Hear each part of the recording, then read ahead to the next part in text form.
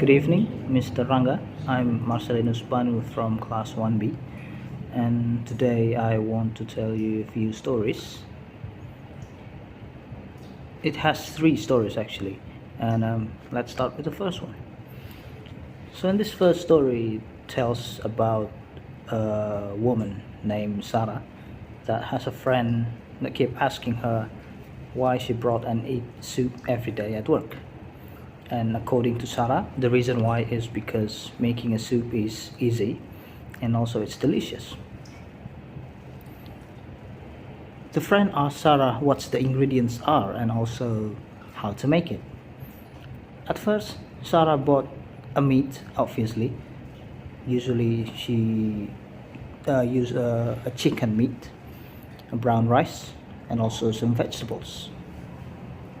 After all the ingredients is complete, she put it in the boiled water and add some seasonings that usually contains some salt, some garlic, some pepper, some soy sauce, lemon juice, depends on what kind of soup she wants to make. And right after she makes that, she usually ate some of it while put the rest of the soup inside the containers while wait for it to cool down before finally putting it in the refrigerator. And also Sarah usually made for 5 meals, enough for a week, but usually when she was bored eating soup, she usually only made 3 or 4 meals. And when she wants to eat it again, she usually heats it up in the microwave. That's all for the first story. Let's continue to the next one. Now we continue to the second story. In the second story, it tells about a man that wanted to go out on a date with a girl named Jennifer, and he also asked his friend about some places. His friend's name is Renee. Renee is a girl. The first place he asked Renee is the movie theater, and he also asked Renee for the directions. Renee told him the directions. First, he has to go drive down the first street, and then go west, cross the river, and then keep going straight until the Pine Street, then turn left, and the movie theater is the second building on the right side, next to church. After knowing the whereabouts of the movie theater, he asked Renee to recommend him a nice restaurant. Renee recommended the Pink Flamingo because it served a very nice and excellent Spanish food. And of course he asked Renee for the directions again.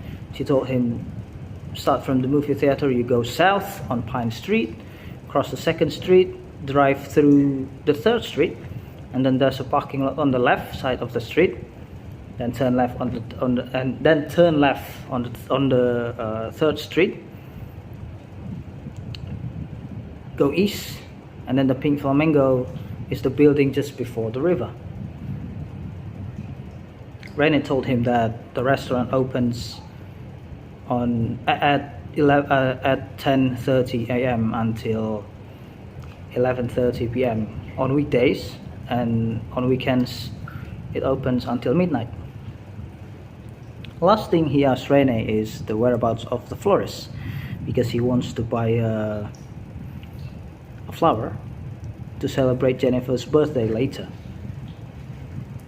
And Renee told him that there's only one florist in that town, and that is the florist that located in front of the stadium on the South Street. That's all for the second story. Let's continue to the next one. So now we're in the last story. So in this third story, it tells us about a dog and a sparrow.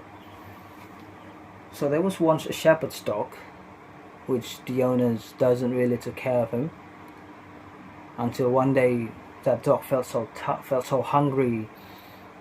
He chose to leave the shepherd's place to go to the nearest town to look some food.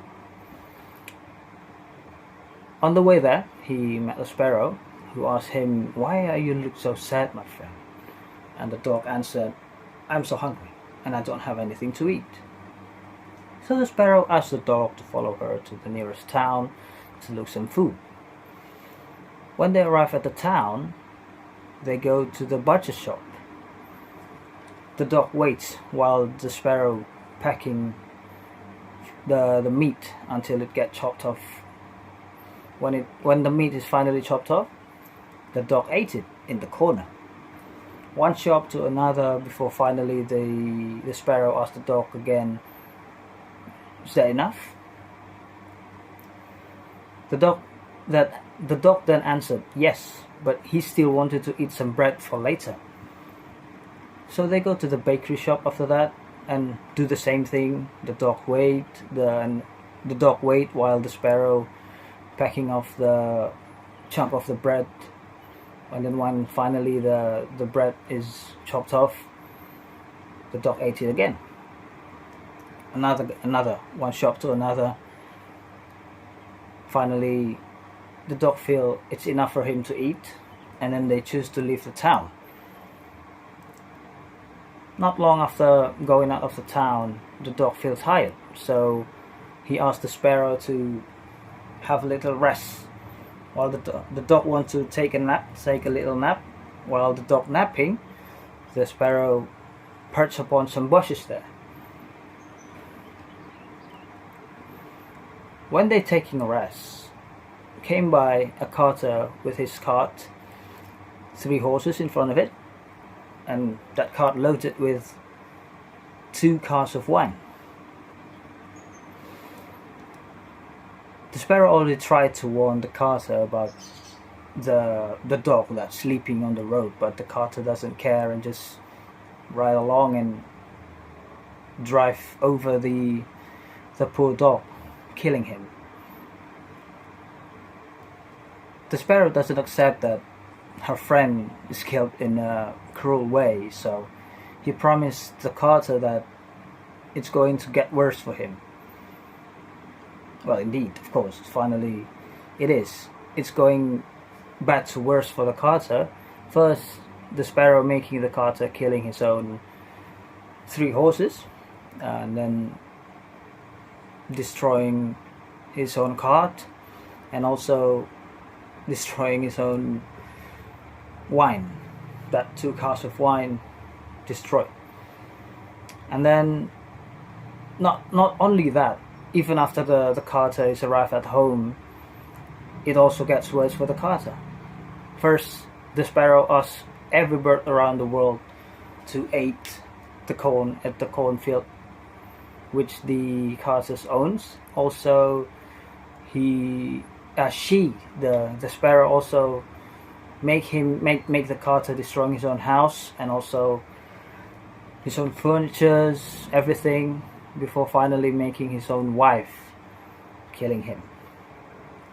And then after doing all of that stuff, the sparrow going back to her nest.